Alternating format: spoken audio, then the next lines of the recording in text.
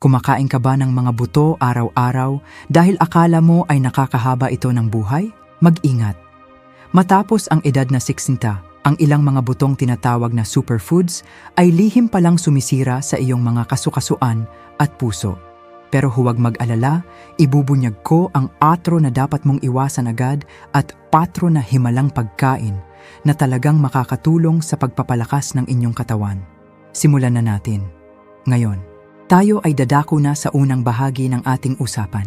Ito ang 4 na mapanganib na buto na dapat ninyong iwasan. Bahagi A. Warts na butong dapat iwasan, ang bad list. Numero 1, buto ng sunflower. Ang unang pagkakamali na madalas kong makita ay ang pagkain ng sunflower seeds o buto ng mirasol. Marami sa inyo ang siguro ay nakaugalian na ang pagnguya nito habang nanonood ng TV. O kaya naman ay inilalagay ninyo ito sa inyong salad dahil iniisip ninyo na puno ito ng vitamin E. Pero huminto muna tayo sandali at pag-usapan ang katotohanan. Ang problema dito ay nakabase sa siyensya ng pamamaga. Ang mga maliliit na butong ito ay siksik na siksik sa omega-6 fatty acids. Bagaman kailangan natin ng kaunting omega-6, ang labis na pagkain nito ay nagdudulot ng problema. Ang tamang balanse dapat ng omega-6 sa omega-3 ay 4:1. Pero sa sunflower seeds, ang ratio ay umaabot sa 18:1. Bakit ito nagiging delikado kapag tayo ay edad 60 na? Habang tumatanda tayo, ang ating katawan ay humihina na sa pagproseso ng mga sobrang nutrients. Ang labis na omega-6 ay lumilikha ng tinatawag nating inflammatory storm o bagyo ng pamamaga sa loob ng katawan. Hindi na ito kayang labanan ng inyong sistema tulad noong kayo ay bata pa. Ito ang dahilan kung bakit nakakaramdam kayo ng mga sintomas na pamilyar sa marami. Napapansin niyo ba na manas ang inyong mga bukong-bukong? O kaya naman ay naninigas ang inyong mga tuhod paggising sa umaga? Minsan ay nakakaramdam kayo ng matinding pagod kahit wala naman kayong ginawang mabigat. Madalas nating isisi ito sa katandaan, pero minsan, ito ay dahil sa kinakain natin. Hayaan ninyong ikwento ko sa inyo si Eleanor. Siya ay 72 taong gulang at isang retiradong librarian. Pumunta siya sa akin na namamaga ang mga paa at mataas ang kaniyang CRP levels.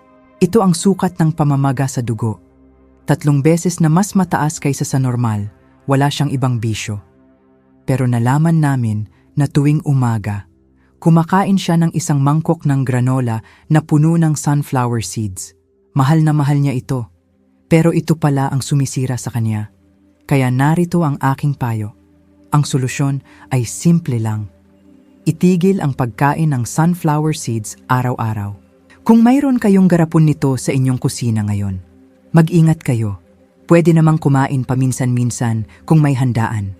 Pero huwag ninyo itong gawing bitamina o pang-araw-araw na merienda.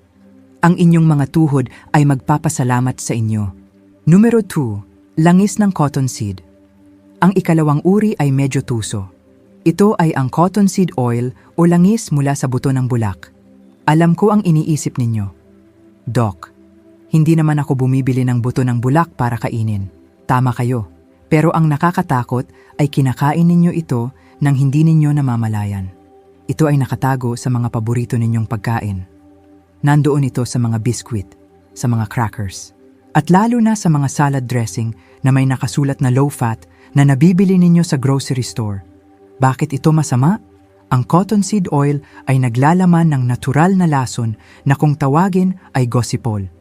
Ginagamit ito ng halaman para protektahan ang sarili laban sa mga insekto. Pero sa tao, lalo na sa mga senior citizen, ito ay lason. Ang ating atay at bato ay hindi na kasing bilis maglinis ng lason kumpara noong tayo ay 30 anyos pa lamang. Ang gossypol ay nagdudulot ng oxidative stress sa puso at pinipigilan nito ang pag-absorb ng potassium. Ito ang nagiging sanhi ng mga sintomas na nakakatakot. Nakaramdam na ba kayo ng biglaang pagkabog ng dibdib o palpitations? O kaya ay madalas na pulikatin ang inyong mga binti? Minsan ay parang kinakapos kayo ng hininga kahit nakaupo lang. Naalala ko tuloy si Susan, 70 taong gulang. Gusto niyang maging healthy kaya nag-diet siya. Pero ang binili niyang mga pagkain ay puro processed food na low-fat kuno. Sa loob ng isang buwan, halos himatayin siya dahil sa bilis ng tibok ng puso at matinding pulikat. Nang tingnan namin ang mga label ng kinakain niya, halos lahat ay may cottonseed oil. Ipinatigil namin ito agad at parang himala, bumalik ang kaniyang lakas at nawala ang sakit sa dibdib. Sabi niya sa akin, "Doc, parang nabuhay ako ulit. Kaya ito ang hamon ko sa inyo, isuot ninyo ang inyong salamin. Basahin ang label ng bawat pagkain na bibilhin ninyo. Kapag nakita ninyo ang salitang cottonseed, ibalik ninyo ito sa estante. Huwag ninyong ipasok sa inyong katawan. Kung nangangako kayo na gagawin ninyo ito simula ngayon, i-comment ninyo sa ibaba ang salitang label." Numero 3, puting lingga. Pumunta naman tayo sa ikatlo, ang white sesame seeds o yung lingga na tinanggalan na ng balat. Ito yung madalas nating makita sa ibabaw ng hamburger buns o kaya ay sa sarsa na kung tawagin ay tahini na ginagamit sa hummus. Masarap ito at mabango, pero mayroon itong tinatagong sekreto. Siyentipiko nating pag-usapan. Ang sesame seeds ay puno ng phytates.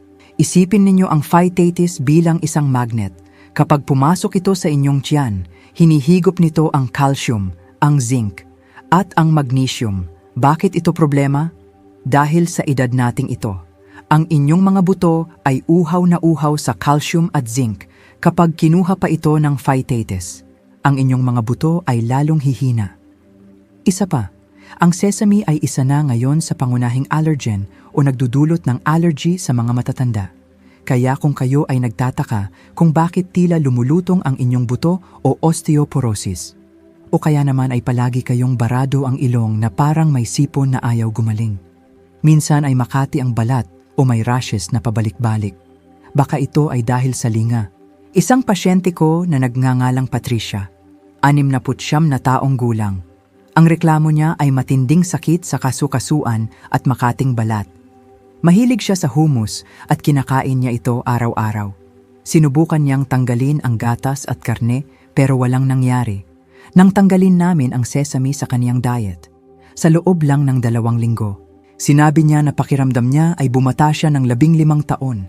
Nawala ang kati at sakit ng katawan. Ang payo ko sa inyo, bawas-bawasan ang pagkain ng mga produktong may sesame kung gusto niyo talaga ng linga. Mayroong mas magandang klase na ituturo ko sa inyo mamaya sa good list, pero sa ngayon, iwasan muna ang puting linga. Numero 4, tuyong chia seeds. At ngayon, dumako tayo sa huli at pinaka-importante sa listahan ng mga dapat iwasan. Ang dry chia seeds o buto ng chia na kinakain ng tuyo. Ito ay isang malaking twist dahil alam ko na marami sa inyo ang nag-iisip na superfood ito.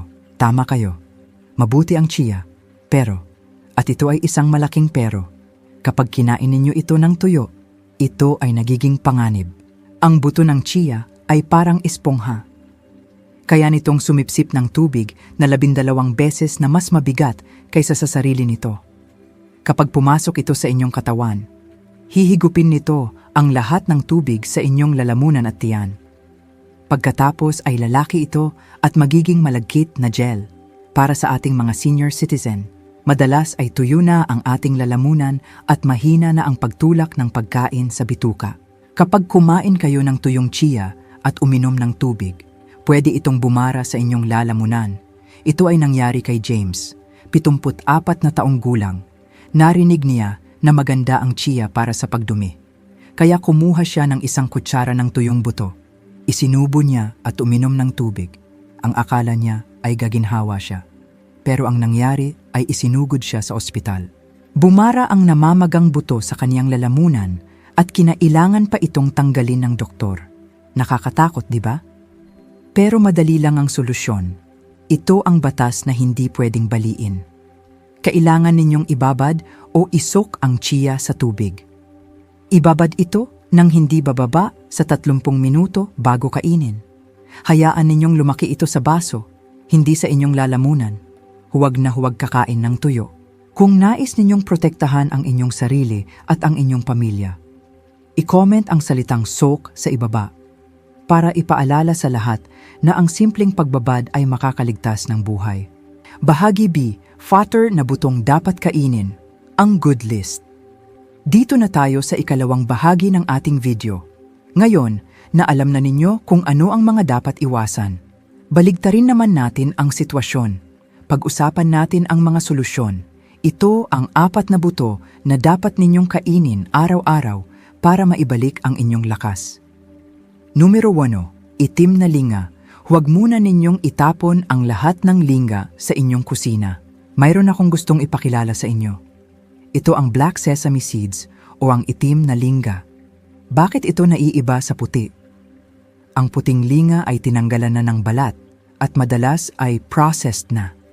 Samantalang ang itim na linga ay buo, hindi ginalaw, at puno ng sustansya na kung tawagin ay lignans. Ayon sa siyensya, ang lignans ay napakalakas na antioxidant para sa ating mga senior citizen. Ito ang nagsisilbing proteksyon ng ating mga selula sa utak at sa ating mga ugat. Sa medisina ng silangan, matagal na itong ginagamit para palakasin ang dugo at pabagalin ang pagtanda. Ang ugat ng problema sa atin kapag tumatanda. Ang ating mga daluyan ng dugo ay tumitigas at ang ating utak ay nagkakaroon ng oxidative stress. Ito ang dahilan kung bakit minsan ay nagiging makakalimutin tayo o tumataas ang presyon. Ang itim na linga ang tumutulong para labanan ito. Hayaan ninyong ikwento ko sa inyo si Helen. Siya ay 70 taong gulang at isang retiradong guro sa matematika. Dati, matalas ang kaniyang isip. Pero nitong mga nakaraan, napapansin niya na nagiging makakalimutin na siya. Minsan ay nakakalimutan niya kung saan niya inilagay ang susi o kung ano ang pangalan ng kaniyang kapitbahay. Bukod dito, ang kaniyang blood pressure ay nasa borderline na, mataas na at delikado. Ang payo ng kaniyang doktor ay uminom na ng gamot, pero gusto muna naming subukan ang natural na paraan.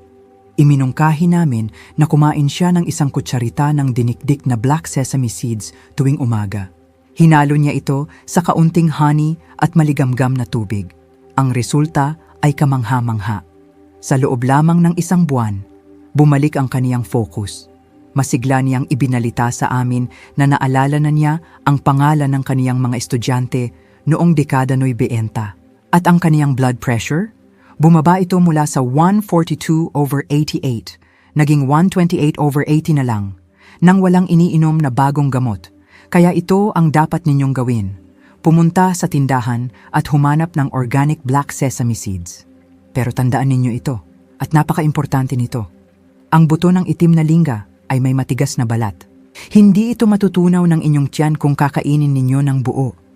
Lalabas lang ito ng buo, sayang lang. Kailangan ninyo itong dikdikin, gilingin, o ibabad bago kainin. 1 kutsarita lang araw-araw ay sapat na. Ito ay maliit na pagbabago. Pero malaki ang epekto sa inyong utak at puso. Numero 2, flax seeds. Ngayon, pag-usapan naman natin ang ikalawa sa ating listahan ng mga bayani. Ito ay isang buto na tinatawag kong tahimik na kampeyon. Hindi ito madalas pag-usapan sa mga commercial sa TV. Wala itong makukulay na balot. Mura lang ito at madaling hanapin. Pero ang nagagawa nito sa loob ng katawan ng isang senior citizen ay parang isang himala. Ito ang flax seeds. Ano ba ang espesyal sa butong ito? Ang flax seeds ay ang pinakamayamang pinagkukunan ng alpha-linolenic acid o ALA sa buong mundo ng mga halaman. Ito ay isang uri ng omega-3 na napakalakas lumaban sa pamamaga. Kung ang inyong mga ugat ay naninigas o barado, ito ang kailangan ninyo. Bukod pa dyan, puno rin ito ng lignans. Ito ay mga natural na sangkap na tumutulong para balansehin ang hormones at linisin ang ating sistema. Bakit ito napakahalaga para sa atin na nasa edad 60 pataas? Dahil habang tayo ay tumatanda, 2 bagay ang madalas na nangyayari. Una, ang ating bituka ay nagiging tamad. Ang tawag dito ay sluggish digestion. Ikalawa, ang ating cholesterol ay tumataas at ang mga ugat ay naninigas. Ang flax seeds ay parang isang walis at pampadulas ng sabay.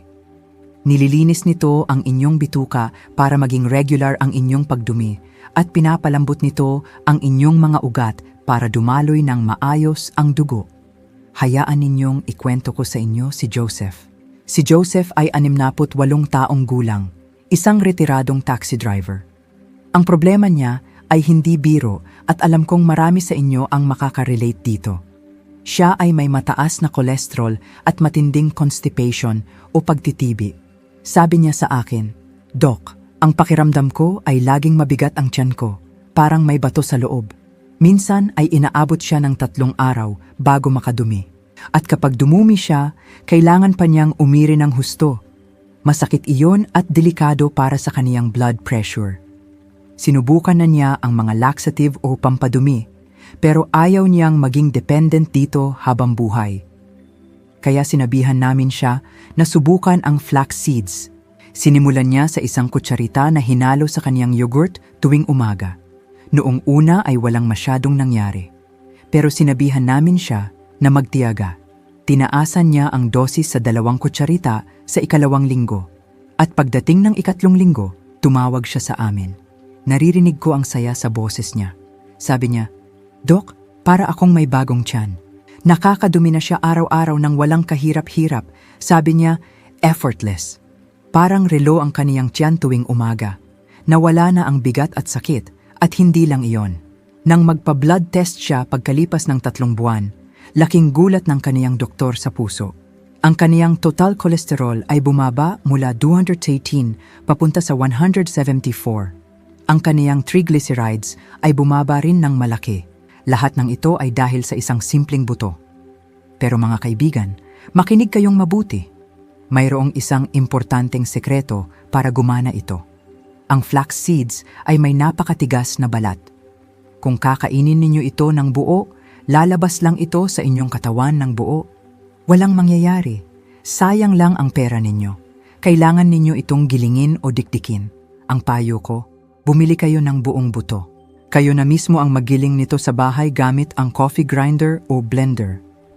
Pagkatapos ninyong gilingin, ilagay ninyo agad sa garapon at isilid sa refrigerator. Bakit?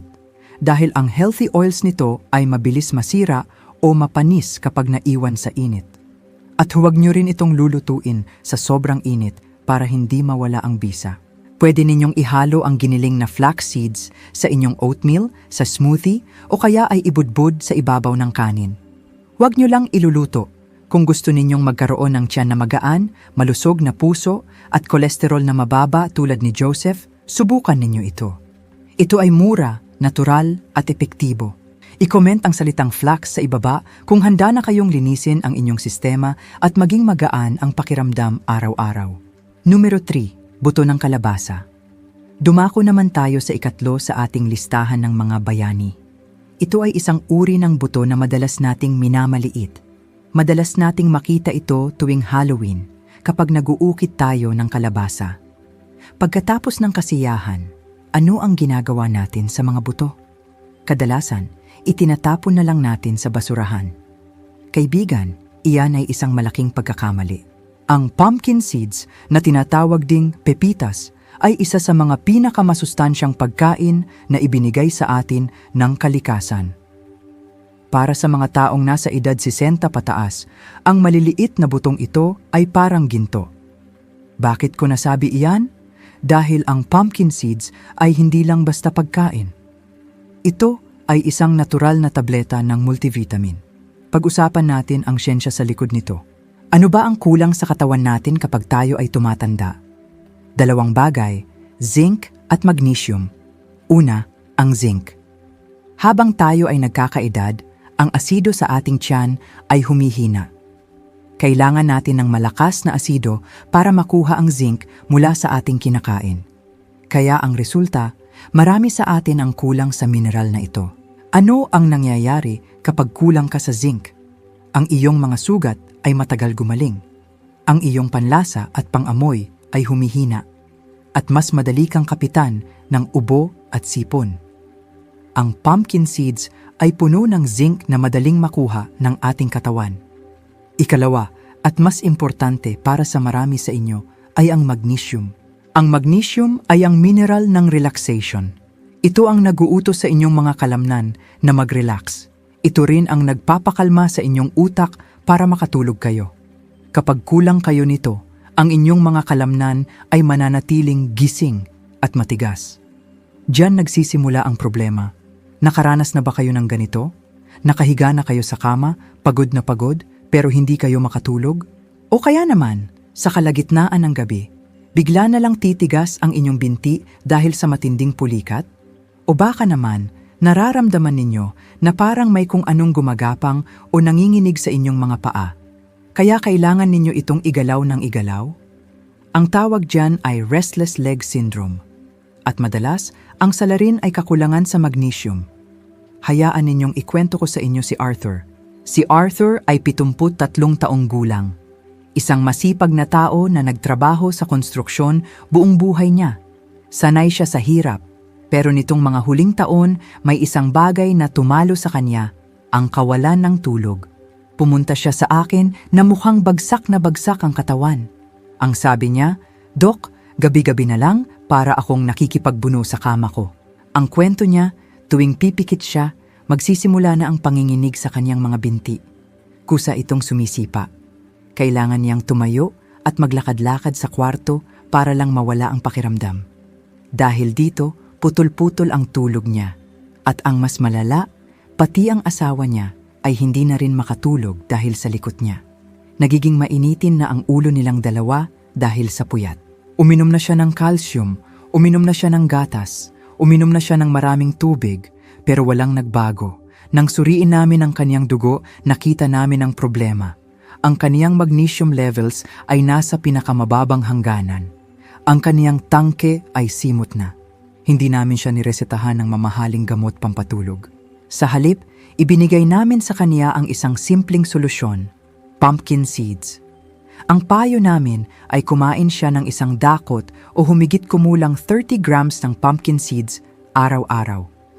Pero may bilin kami. Dapat ay roasted o inihaw ng bahagya at unsalted o walang asin. Huwag yung maaalat na nabibili sa tindahan na pampulutan. Dapat ay yung natural lang. At dapat ay nguyain niya ito ng dahan-dahan bago lunukin. Ginawa ito ni Arthur. Tuwing 4:00 ng hapon, habang nagkakape at nagbabasa ng dyaryo, kumakain siya ng isang dakot ng buto ng kalabasa. Pagkalipas ng 2 linggo, bumalik siya sa opisina ko. Iba na ang aura niya. Maaliwalas na ang kaniyang mukha. Tinanong ko siya, "Kamusta ang tulog mo, Arthur?"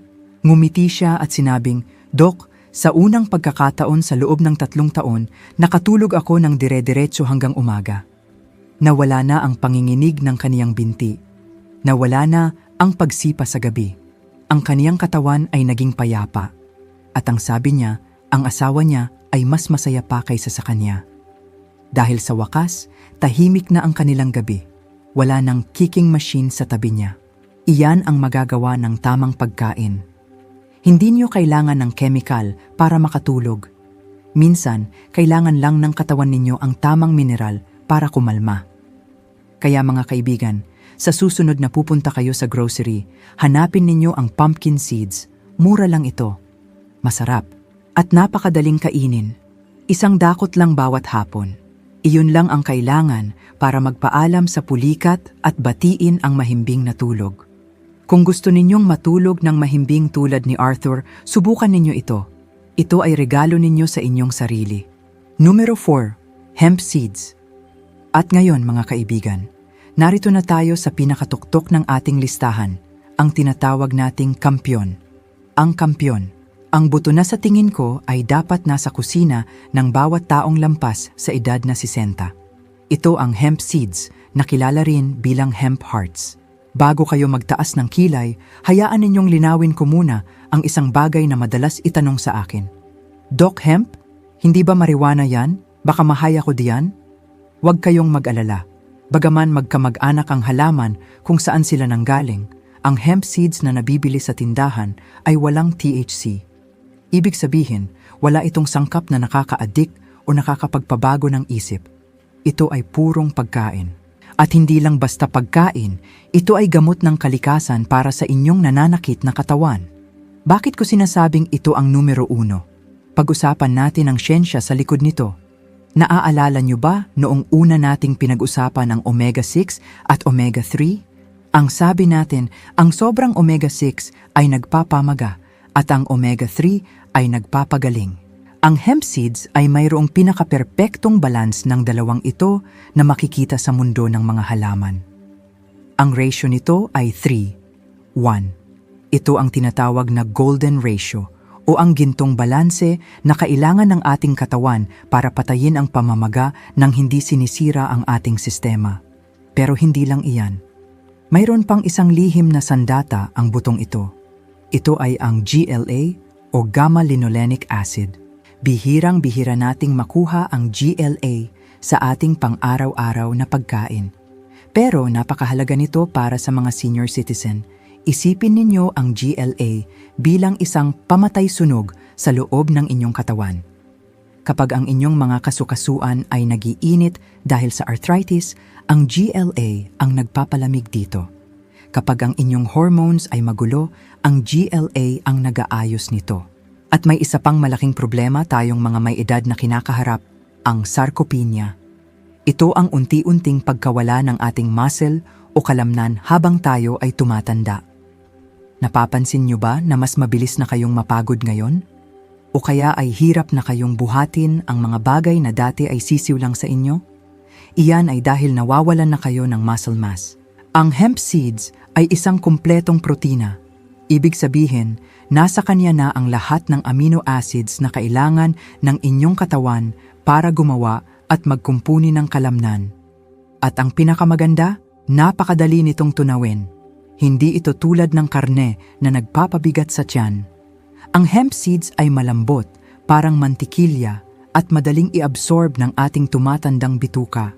Hayaan ninyong ikwento ko sa inyo ang isa sa pinaka-nakaka-inspire na pasyente na nakilala ko. Ang pangalan niya ay Dorothy. Si Dorothy ay 76 na taong gulang. Noong una siyang pumasok sa aking opisina, ang tunog ng kaniyang tungkod ang una kong narinig. Tok, tok, tok. Bawat hakbang ay mabigat, bawat hakbang ay masakit. Siya ay may matinding osteoarthritis sa parehong tuhod. Ang sabi niya sa akin, "Doc, dati ay ako ang pinakaaktibong miyembro sa aming garden club. Pero ngayon, kahit ang pagtayo mula sa upuan ay isang parusa." Sinubukan na niya ang lahat. Mga mamahaling cream, mga painkiller, mga supplement na nakita niya sa TV. Pero panandalian lang ang ginhawa. Ang sakit ay laging bumabalik. Tiningnan namin ang kaniyang kinakain. Puro tinapay, tsaa at biskwit. Walang sapat na healthy fats, walang sapat na protina. Ang kaniyang katawan ay gutom na gutom sa mga sangkap na pangkumpuni.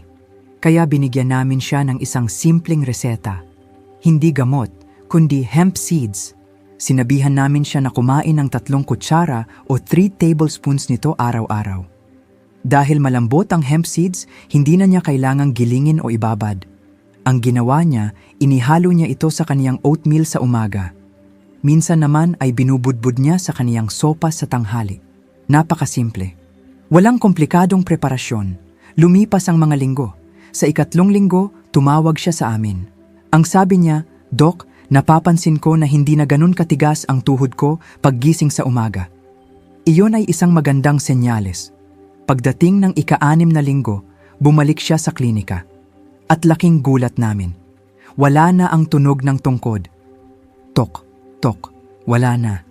Naglalakad siya ng mag-isa, dahan-dahan pero wala ng tungkod. May ngiti na sa kaniyang mga labi. At pagkalipas ng 2 buwan, nakatanggap kami ng isang litrato mula sa kanya. Hindi ko malilimutan ang litratong iyon. Nasa hardin siya. Nakaluhod sa damuhan, ang kaniyang mga kamay ay marumi dahil sa lupa at siya ay nagtatanim ng mga bagong rosas. Ang babaeng hindi makatayo mula sa upuan noon, ngayon ay nakaluhod na sa lupa. Ang kaniyang katawan ay naghilom, hindi dahil sa himala, kundi dahil ibinigay namin sa kaniya ang tamang materyales para ayusin ang sarili nito. Iyan ang kapangyarihan ng hemp seeds. Kaya kung kayo ay nakakaramdam ng sakit sa tuhod, sa balakang o sa mga daliri, kung nararamdaman ninyo na humihina na ang inyong kapit, subukan ninyo ito. 3 kutsara lang bawat araw, ihalo sa pagkain, ihalo sa smoothie. Ito ay ligtas, ito ay natural, at higit sa lahat, ito ay gumagana. Gusto kong makita kayong lahat na malakas at malaya tulad ni Dorothy. Kung handa na kayong subukan ang kampiyon na ito at kung gusto ninyong mawala ang sakit ng inyong katawan, i-comment ang salitang hemp sa ibaba. Hihintayin ko ang inyong mga kwento ng paggaling. Kaya mga kaibigan, tandaan ninyo, ang kalusugan sa edad na 60 ay hindi tungkol sa paghihigpit, kundi sa pagpili ng tama. Tulad ni Dorothy at Arthur, kaya nyo ring ibalik ang inyong lakas. Ngayon, may hamon ako sa inyo. Pumili ng isa sa mga butong ito at subukan ngayong linggo. I-comment sa ibaba kung alin ang napili nyo. Salamat sa panonood at hanggang sa muli, manatiling malusog at masaya.